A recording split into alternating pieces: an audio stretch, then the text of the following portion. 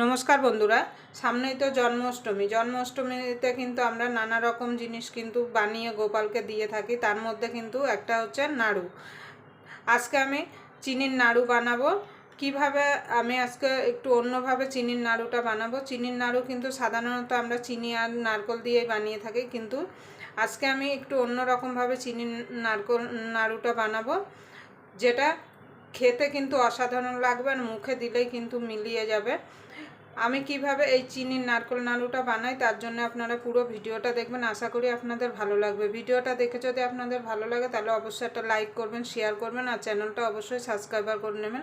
আর পাশের বেল আইকনটা অবশ্যই বাজিয়ে দেবেন, আমি যখন কোনো নিত্য নতুন রেসিপি আপলোড করব সবার আগে পাওয়ার জন্য। তাহলে চলুন, আমি এখানে চিনির নারকেল নাড়ু বানানোর জন্য এখানে একটা কড়াই নিয়েছি, আর এখানে আমি 500 গ্রাম ফুল ফ্যাট দুধ নিয়েছি। এবার দুধটা দিয়ে আমি ক্ষীর তৈরি করে নেব, মানে দুধটাকে শুকিয়ে আমি ক্ষীর তৈরি করে নেব। আমি এখানে লিকুইড দুধ দিয়ে করছি, আপনারা চাইলে গুঁড়ো দুধ দিয়েও কিন্তু এই ক্ষীরটা তৈরি করে নিতে পারেন। দেখুন বন্ধু, দুধটা ঢেলে দিয়েছি। এবার আমি দুধটাকে জাল দিয়ে মানে শুকিয়ে নেব।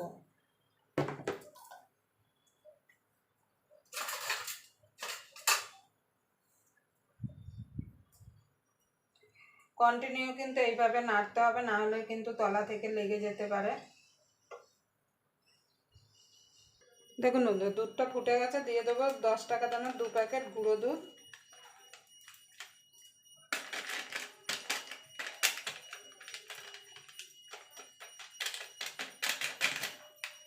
এবার ভালো করে দুধের সঙ্গে মিশিয়ে নেব, যাতে কোনো রকম গুটলি না থাকে কিংবা দানা দানা ভাব না থাকে। আপনারা তো চিনির নাড়ু অনেক রকমভাবে বানিয়ে খেয়েছেন, কিন্তু একবার এইভাবে বানিয়ে গোপালকে দিন, মনে হবে যেন চিনির নাড়ু খাচ্ছেন না, পুরো অমৃত খাচ্ছেন। মুখে দিলেই কিন্তু মিলিয়ে যাবে। এবার দুধটাকে আমি শুকিয়ে নেব। দেখুন বন্ধুরা, ক্ষীরটা হয়ে এসছে। খুব বেশি শুকিয়ে ফেলবো না,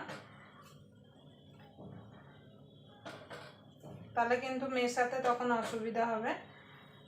আর একটু শুকিয়ে নিলেই হয়ে যাবে। আপনারা যদি গুঁড়ো দুধ দিয়ে করেন একটু তাড়াতাড়ি হয়ে যাবে। এখানে আমি একটা মিক্সির জার নিয়ে নিয়েছি। এবার জারের মধ্যে দিয়ে দেবো। আমি আগের থেকে নারকেলটা কুড়িয়ে রেখেছি, নারকেলটা দিয়ে দেবো। আপনারা নারকেলটা নাও দিতে পারেন। এবার মিক্সিতে দিয়ে আমি নারকেলটাকে একটু গুঁড়িয়ে নিয়ে আসব।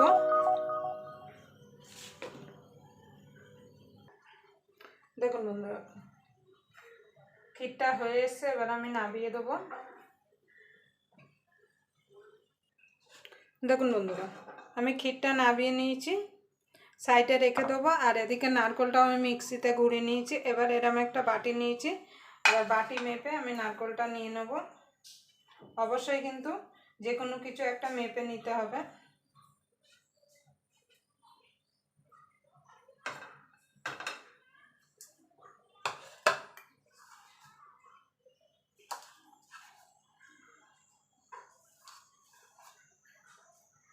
এখানে 2 বাটি নারকেল হয়েছে।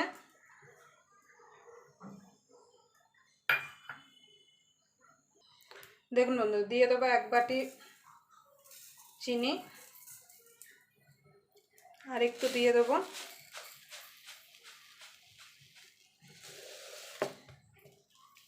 দেড় বাটি মতো চিনি দিলাম, 1.5 বাটির থেকে একটু কমই দিলাম।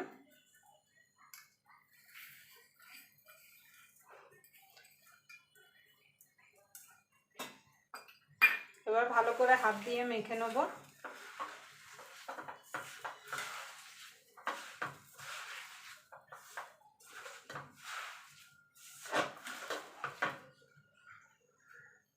দেখুন বন্ধুরা, হাত দিয়ে মেখে নিয়েছি। গ্যাসটাও ধরিয়ে দিয়েছি। গ্যাসটা প্রথমে মিনিট খানিক একটুখানি হাই করে রাখতে হবে, তারপর লো টু মিডিয়াম করে দিতে হবে। দেখুন বন্ধুরা, এবার গ্যাসটা আমি লো টু মিডিয়ামে করে দেবো। দিয়ে এটাকে ততক্ষণ জাল দিয়ে নেবো যতক্ষণ প্যান থেকে ছেড়ে না আসছে।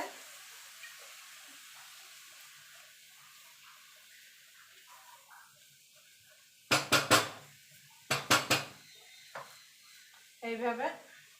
আর কন্টিনিউ কিন্তু নাড়তে হবে, না হলে তলা লেগে গেলে কিন্তু পুড়ে গেলে কিন্তু পোড়া লেগে গেলে খেতে কিন্তু একদমই ভালো লাগবে না।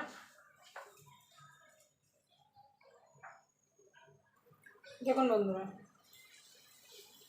এদিকে চিনি দিয়ে আমার নারকোল নাড়ুটা পাক দেওয়া হয়ে গেছে। এবার যে ক্ষীরটা বানিয়ে রেখেছিলাম সেটা দিয়ে দেবো, সব দেবো না।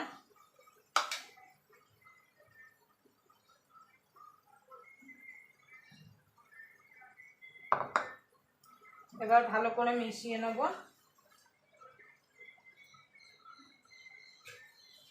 আপনারা তো নারকোল নাড়ু অনেক রকমভাবে বানিয়েছেন, কিন্তু একবার এইভাবে নারকোল নাড়ু বানিয়ে দেখবেন, খেতে যেমন অসাধারণ হবে আর মুখে দিলেই পুরো মিলিয়ে যাবে।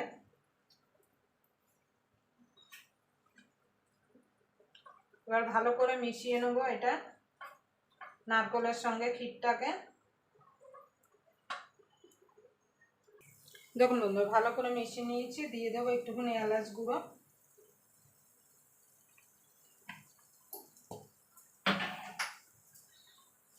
এবার এটাকে ততক্ষণ জাল দিয়ে নেবো যতক্ষণ কড়াই থেকে মানে প্যান থেকে ছেড়ে না আসছে।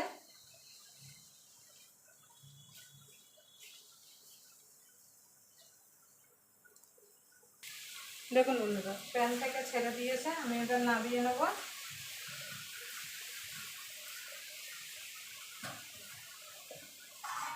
এখানে একটা থালা নিয়েছি, থালার মধ্যে নামিয়ে নেব। নামিয়ে এটাকে আমি ঠান্ডা করে নেব। ঠান্ডা বলতে মানে হাতে যতটা গরম ধরা যায়। দেখুন বন্ধুরা, ঠান্ডা হয়ে গেছে। একটা আমি পাকিয়ে নিয়েছি, দেখুন এইভাবে হাতের মধ্যে নিয়ে হাতে একটু তেল মেখে নেবেন, তেল কিংবা ঘি। দেখুন এইভাবে, দেখুন এইভাবে আমি সব পাকিয়ে নেব। আর একটা আমি পাকিয়ে দেখাচ্ছি।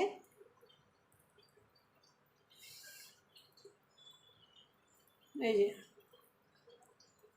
হাতের মধ্যে এইভাবে একটুখানি করে নিলেই হবে।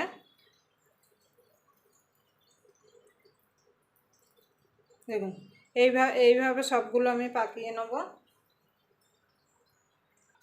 দেখুন বন্ধুরা, সবগুলো আমি পাকিয়ে নিয়েছি। আর দেখুন দেখতে দেখুন কত সুন্দর হয়েছে।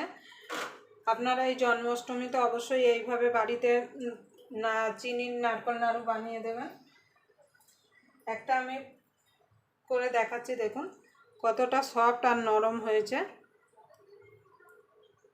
এটা আরেকটু ঠান্ডা হলে আরেকটু শক্ত হয়ে যাবে। দেখুন, আবার আপনাদের সঙ্গে কোনো নতুন রেসিপি নিয়ে দেখা হবে। ততক্ষণ পর্যন্ত আপনারা ভালো থাকবেন, সুস্থ